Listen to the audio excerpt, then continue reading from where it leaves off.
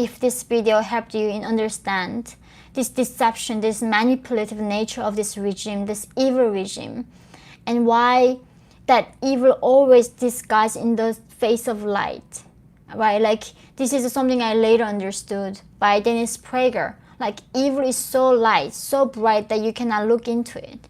Because they disguise themselves as like, I'm on the side of oppressed. I'm always for the people who's disbenefited. And I think conservatives are uniquely always concerned about the unintended parts of certain policies, right? So what are the unintended intentions of having certain social policy, like giving a benefit to these people, right? Giving this benefit to this group? What is actually the unseen part? But with the people in the left, they do not want to consider that. They do not want to consider the complexity of the society and human nature, and just do not want to see that part. And sometimes unseen part is way more important than what we can see at the moment. And I know we are living in an utterly divided world. It's a tragic. In this time of the day, I would have spent this energy to build this country and make things work. And I applied for US citizenship this May at the end of April, and they told me it takes 8 to 11 months to hear from them that they accepted my application. Not to even come do the interview or citizenship test, just hear from them they accepted my application, that they are processing it. So this is for South Korea, who live in South Korea, guys, this is a joke. This is the 21st century. For a government to be this bureaucratic, this much taking longer, well, we are in trouble. So yeah. Anyway, so Bert, do you think any members of the North Korean Friendship Association would consider immigrating to North Korea? Why would anyone join?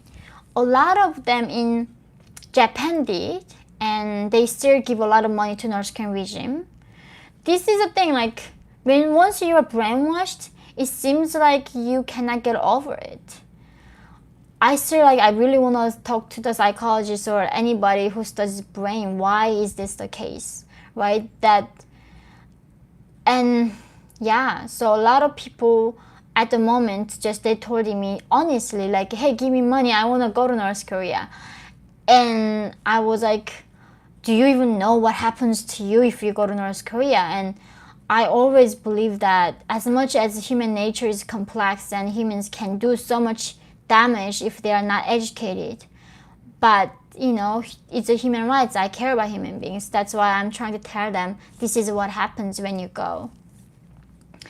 Anyway, guys, I'm gonna answer 3 more questions and then we're gonna say goodnight. So, have you visited Korean towns in some American cities like in Los Angeles and New York? Yes, I go both of them. It's my favorite parts of those cities. And yeah, that's the thing. Like, when I come to America, the beauty of America is that yes, you do have to understand, respect, this constitution and the values that this country holds. And that's a beautiful thing, but also America doesn't, blame you that you speak Korean and you pursue your traditions. And this is, that's why, I know that. So when I went to South Korea, they told, as soon as I make a North Korean accent, they would laugh at me. They make fun of me, as if my ethnicity, my background is some kind of inferior thing, that I'm a second citizen for them. They literally mock us, right? And when I came to America, so many people like, let me hear the North Korean accent. Like, what does it sound like? They just have this fascination. They don't have any judgment of like which culture is superior, which culture is lower. So after I came to America, I speak to my mom in North Korean accent now. And why do I have to abandon my culture because these people don't accept me, right? I'm willing to study English, but I didn't have to learn South Korean perfectly. So I'm becoming more North Korean right now while being in America. So Yoshi again, better to homeless in New York or elite in North Korea? That's a great question, right? Like, so many people told me in America, like saying, oh, you're so brainwashed to think that America is a great place. Just look at the people on the homeless. And then I was like, oh my God, that's amazing. You have freedom to be a homeless. Like if you become a homeless in North Korea, they take you to the labor camps and send you to the detention camp, and they rape you there. They torture you, they starve you, and they put into forced labor if you become homeless in North Korea. And that's why I know this country is free. And this is the thing, like for Americans who never seen the actual oppression, for them is the worst thing is being a homeless. And I'm like, as a North Korean, like for me, that's unbelievable. You have that right to be homeless. It's not a joke for North Korean people, you know. So in North Korea, it's illegal to commit suicide. So the punishment suicide is death. Isn't it funny if somebody's trying to kill themselves and then regime's like, no, I'm gonna kill you before you kill yourself. That's how they do not give you any freedom. That's how they get the complete control over a person's life. So yes, hell yes, I would be homeless rather than being in North Korea. Rather being in the top elite who does not know when they're gonna be executed.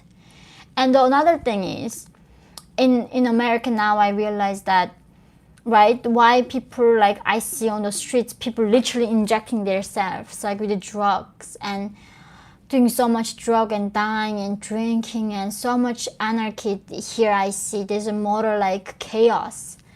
And I think that's why it's our job is talking about what it means to be free. Freedom doesn't mean that you can just do whatever drug you want and be a homeless and not be a person who doesn't take a responsibility. Freedom means it gives you the ability to choose a meaningful life that the way that you realize it, right? The way that I find my meaning is helping people and fighting for the people who doesn't have voice. But some people could be starting a business and do the other things, right? That is what freedom is. Not freedom is you blame other people and do not take a responsibility over your life and then become the burden to other people. That is not freedom.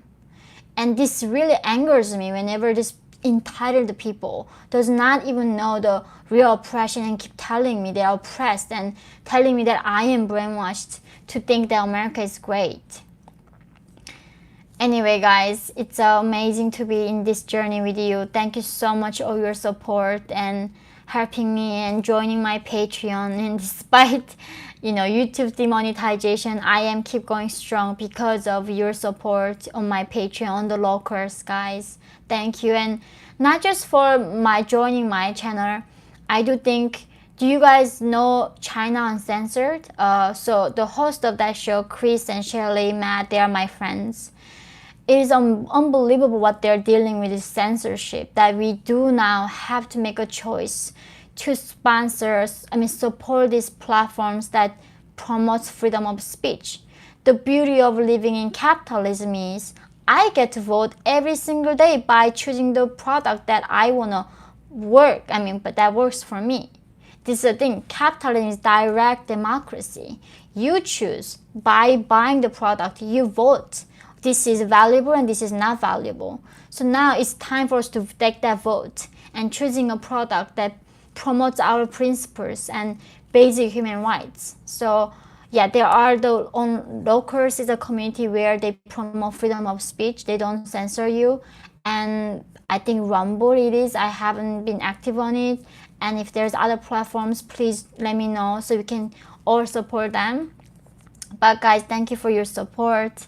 It's always an honor to speak with you, and I really hope that today's video helped those people wondering about immigrating to North Korea.